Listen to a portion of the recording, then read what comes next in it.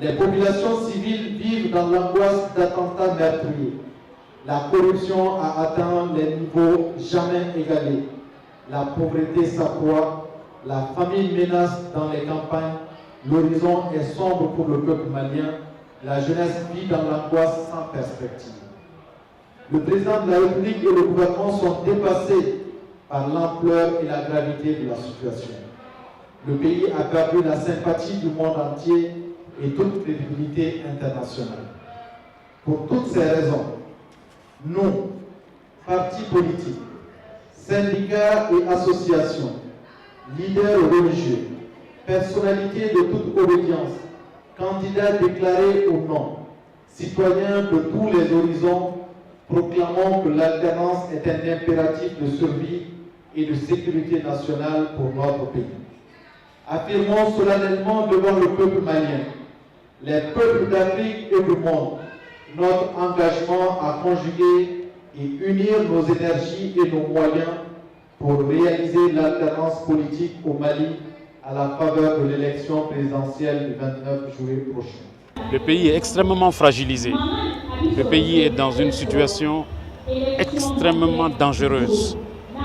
C'est pourquoi l'alternance est la seule solution qui nous reste.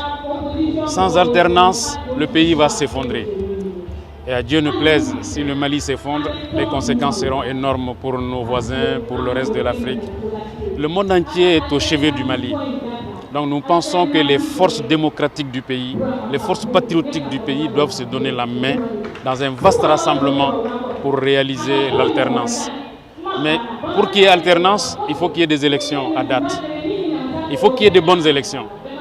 Justement, nous devons également nous donner la main pour éviter des élections bâclées. Qu'il y ait des élections dans les délais constitutionnels pour qu'il y ait alternance. Et nous voulons l'alternance pour faire le changement, pour faire le contraire de ce qui a été fait depuis 5 ans. C'est extrêmement important. C'est le contraire de la gouvernance instaurée par le président et ses gouvernements successifs qu'il faut faire. Donc l'alternance signifie changement. Changement de fond en comble des politiques qui ont cours dans le pays.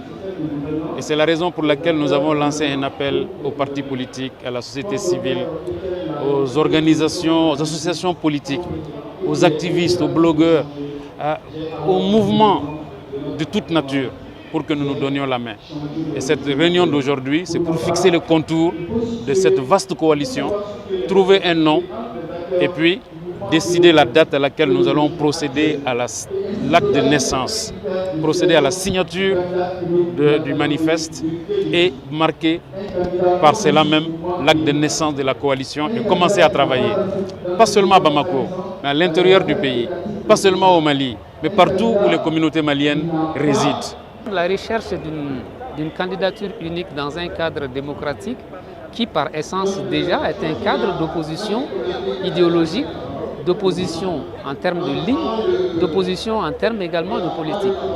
Donc la recherche d'une candidature unique pour faire partir un régime peut être un facteur qui relève du sentiment, mais sur le plan de la matérialité et de la réalisation, ça me paraîtra très difficile parce que chaque parti politique a un objectif bien précis, c'est la conquête et l'exercice du pouvoir. Comment des partis politiques qui travaillent depuis des années et des années peuvent abandonner tout leur travail pour pouvoir entrer dans le cadre, en tout cas, d'une seule candidature unique? C'est des questions éminemment importantes qui charrient beaucoup de données que nous n'avons pas forcément, nous autres de la société civile.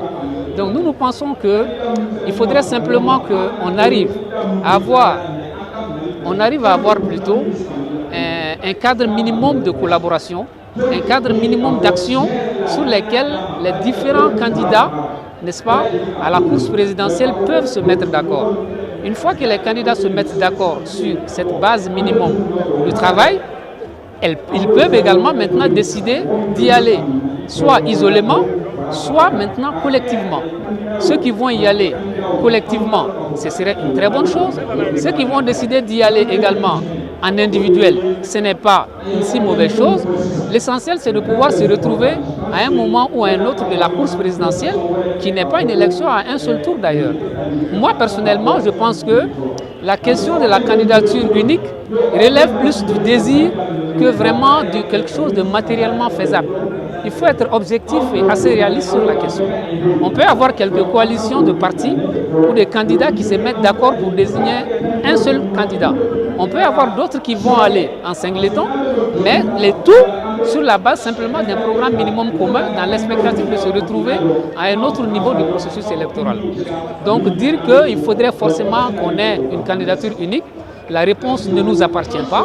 C'est un souhait des associations de la société civile, mais les enjeux politiques et les questions internes, les partis politiques doivent être les seuls à pouvoir résoudre cette question.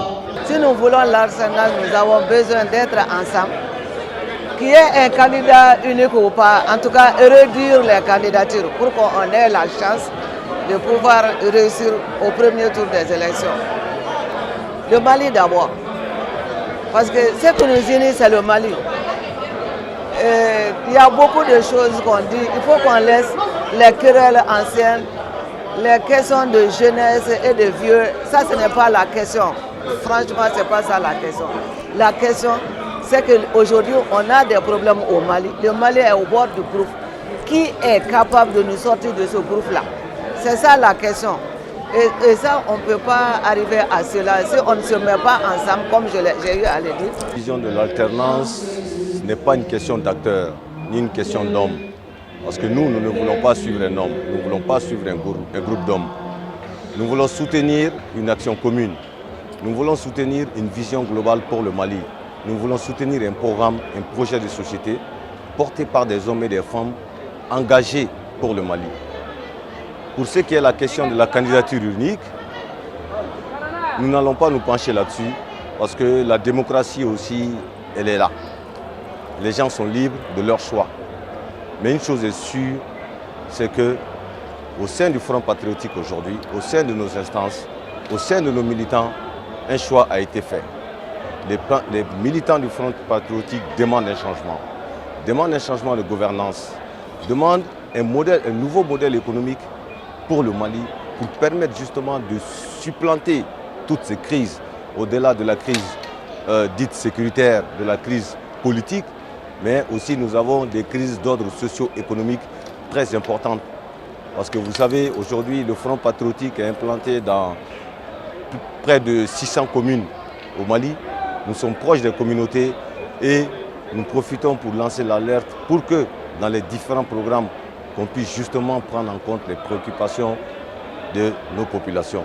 L'accès à l'eau, l'accès à l'éducation, l'accès à l'électricité, l'accès à la santé. Que l'État assume son rôle régalien. Et ça, c'est l'objectif de notre démarche aujourd'hui, pour échanger avec les uns et les autres et voir dans quelle mesure nous pouvons converger nos efforts pour aller vers une alternance de gouvernance. Pas pour un homme, pour un groupe d'hommes, mais pour le Mali.